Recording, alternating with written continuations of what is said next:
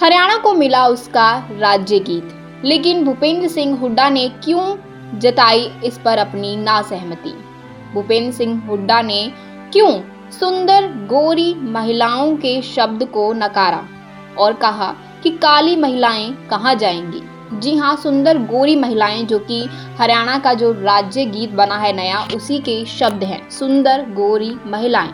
लेकिन भूपेंद्र सिंह हुड्डा ने इस शब्द पर नाराजगी जताई है और सीधा सीधा कहा कि काली महिलाएं कहां जाएंगी। ये तो सीधा सीधा पक्षपात हो रहा है सुंदर और काली महिलाओं में।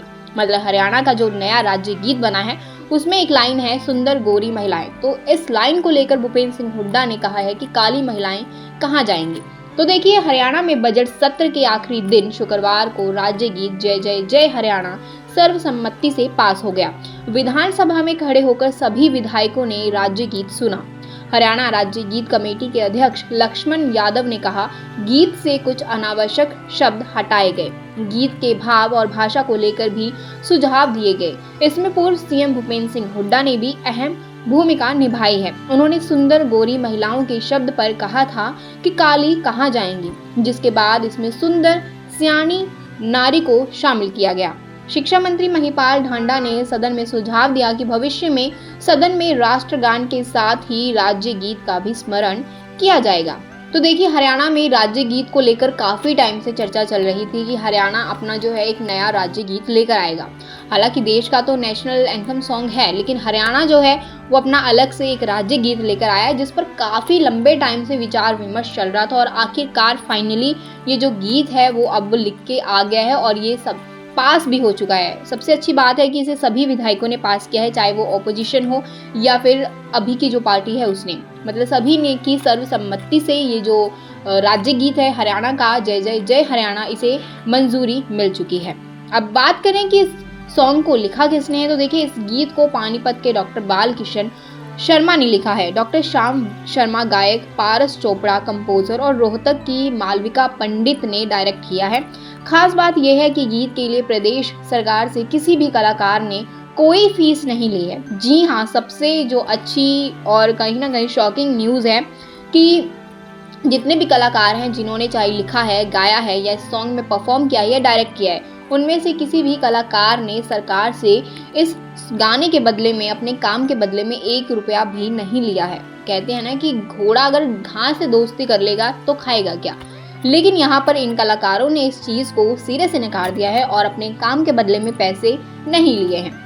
राज्य गीत को चयन कमेटी ने 12 बैठकों के बाद फाइनल किया है। 15 सितंबर 2023 को तत्कालीन मुख्यमंत्री मनोहर लाल खट्टर हरियाणा राज्य गीत चयन के लिए प्रस्ताव लेकर आए थे। 19 दिसंबर 2023 को सदन में राज्य गीत के प्रारूप पर विस्तृत चर्चा हुई और इसके चयन को लेकर 5 विधायकों की समिति का गठन किया गया था। राज्य गीत फाइनल करने के लिए हरियाणा विधानसभा की तरफ से कमेटी बनाई गई थी, जिसमें रेवाड़ी से भाजपा विधायक लक्ष्मण सिंह यादव को अध्यक्ष बनाया गया। इनके अलावा झज्जर से कांग्रेस विधायक गीता भुक्कल, हांसी से भाजपा विधायक विनोद भयाना, फतेहाबाद से कांग्रेस विधायक बलवान सिंह दौलतपुरिया और रानिया से इनेलो विधायक आदित्य देवीलाल को सदस्य के रूप में शामिल किया गया। कमेटी के पास 204 गीत पहुंचे थे। इनमें से कमेटी ने 3 गीत सिलेक्ट किए।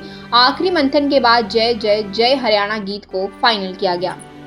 तो आइए जानते हैं कि इस गीत में ऐसा क्या है और क्या खासियत है। तो देखिए, 3 मिनट के गीत में हरियाणा को वेदों की पावन धरती के रूप में प्रस्तुत किया गया है। कुरुक्षेत्र में श्री कृष्ण ने गीता का ज्ञान दिया और महाभारत का इतिहास रचा गया। भौगोलिक दृष्टि से हरियाणा की विशेषता बताते हुए गीत में शिवालिक पर्वत श्रृंखला, अरावली पर्वत और यमुना नदी का जिक्र किया गया है। साथ ही प्राचीन सरस्वती नदी के महत्व को भी दर्शाया गया है। हरियाणवी जीवन शैली की सादगी को दूध दही के खान पान के माध्यम से प्रस्तुत किया गया है। गीत में राज्य की सामाजिक सांस्कृतिक एकता को बताया गया है। यहाँ होली, दिवाली, ईद और गुरपुरब जैसे सभी धर्मों के त्योहार को मिलजुल कर मनाए जाते हैं। राज्य की प्रगति को शिक्षा और व्यापार के विकास से जोड़ा गया है। सांग और रागनी जैसी लोक कलाओं का भी उल्लेख इस गीत में देखने को मिलता है। हरियाणा के राष्ट्रीय योगदान को भी गीत में महत्वपूर्ण स्थान दिया गया है। राज्य के किसानों द्वारा सोने जैसी फसलें उगाने, खिलाड़ियों द्वारा देश के लिए मेडल जीतने और सैनिकों द्वारा सीमाओं की रक्षा करने का गौरवपूर्ण जिक्र किया गया है। गीत के समापन में बताया गया है कि कैसे छोटा होने के बावजूद हरियाणा देश की विशेष शान है, जहां अतिथि देवो भव की परंपरा आज भी कायम है।